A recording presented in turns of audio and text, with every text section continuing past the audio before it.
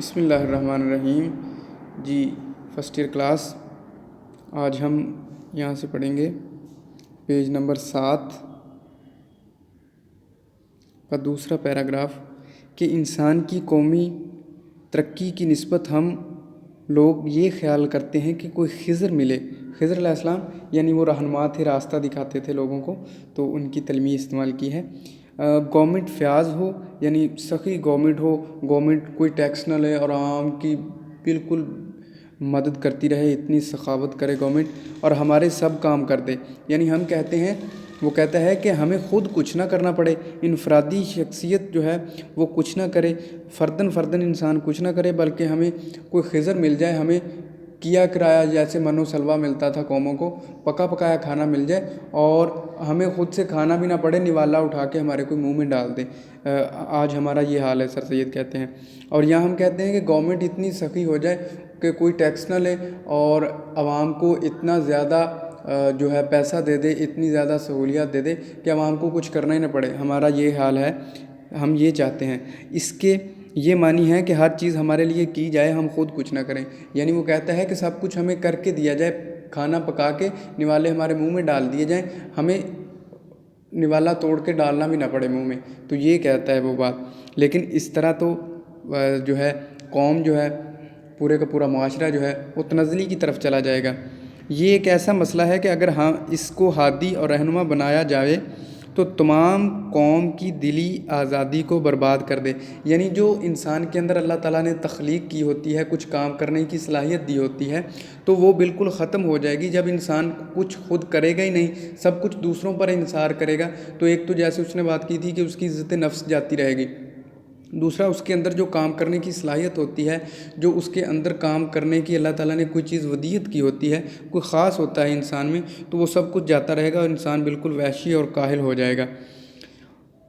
اور آدمیوں کو انسان پرست اور انسان کا غلام بنا دیتی ہے یہ چیز، کہ ظاہر سی بات ہے جب خود کچھ کرنا نہیں تو انسان دوسرے انسان کا محتاج ہے، غلام ہے۔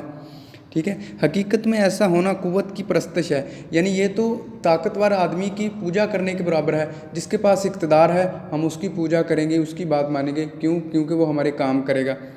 اچھا، تو اس کے نتائج انسان کو ایسا ہی حقیر بنا دیتے ہیں جیسے کہ صرف دولت کی پرستش سے انسان حقیر اور ذلیل ہو جاتا ہے۔ جس طرح انسان کو دنیا کے رشتے، دنیا کی ترقی، دنیا کی تنزلی یہ کچھ نہیں نظر آتا، دولت پرست انسانوں کو صرف وہ پیسہ دیکھتے ہیں، سچ کو جھوٹ بنا دیتے ہیں اور جھوٹ کو سچ بنا دیتے ہیں۔ تو یہی لوگ ہیں جو پیسے کی پرستش کرتے ہیں، پیسے کے لیے کچھ بھی کر سکتے ہیں۔ تو سر سید کہتے ہیں جب انسان دوسرے انسانوں کا غلام ہو جاتا ہے تو انسان پرست بھی بالکل ویسا ہی ہے جیسا کہ دولت پرست ہوتا ہے۔ اچھا جی، آگے والے پیراگراف میں وہ کہتا ہے کہ انسان بڑا سچا مسئلہ اور نہایت مضبوط، جس سے زیادہ دنیا کی معزز قوموں نے عزت پائی ہے، وہ اپنی مدد آپ ہے۔ کہتا ہے کہ کائنات میں جتنی قومیں ترقی یافتہ ہوئی ہیں، تاریخ کے اوراق اٹھا کر دیکھ لیں، جتنی بھی قوموں کے نام آج تاریخ میں سنہرے حروف سے لکھے گئے ہیں، وہ سب کی سب قومیں وہ ہیں جنہوں نے اپنی مدد آپ کی ہے۔ جس وقت لوگ اس کو اچھی طرح سمجھیں گے اور کام میں لاویں گے تو پھر خضر کو ڈھونڈنا بھول جائیں گے۔ کہتا ہے کہ جب یہ بات قوم پر عیاں ہو جائے گی، جب یہ بات قوم سمجھ جائے گی تو پھر وہ خضر کو ڈھونڈنا ختم کر دیں گے، کیونکہ انہیں پتہ چلے گا کہ یہ سارا کچھ ہم میں موجود ہے۔ کیونکہ اللہ تعالیٰ نے کسی بھی انسان کو حقیر اور نکما پیدا نہیں کیا، صرف انسان کو اپنی صلاحیتوں کو ڈھونڈنے کی، انسان کو اپنی صلاحیتوں کو بروئے کار لانے کی ضرورت ہے۔ انسان کے بس میں اللہ تعالیٰ نے سب کچھ کیا ہوا ہے۔ قرآن پاک کہتا ہے نا کہ اللہ تعالیٰ نے انسان کے بس میں ایسے ایسے جانور کیے ہیں جو ان کی طاقتوں سے کہیں زیادہ طاقتور ہیں، لیکن پھر بھی وہ انسان انہیں مانوس کر لیتا ہے، انسان کے بس میں آ جاتے ہیں۔ تو کہتا ہے کہ جب انسان اس بات کو جان لے گا کہ میں سب کچھ کر سکتا ہوں، اور پھر وہ خضر کو ڈھونڈنا بھول جائے گا۔ اوروں پر بھروسے اور اپنی مدد آپ، یہ دونوں اصول ایک دوسرے کے بالکل مخالف ہیں، ایک دوسرے کے اپوزٹ ہیں، الٹ ہیں۔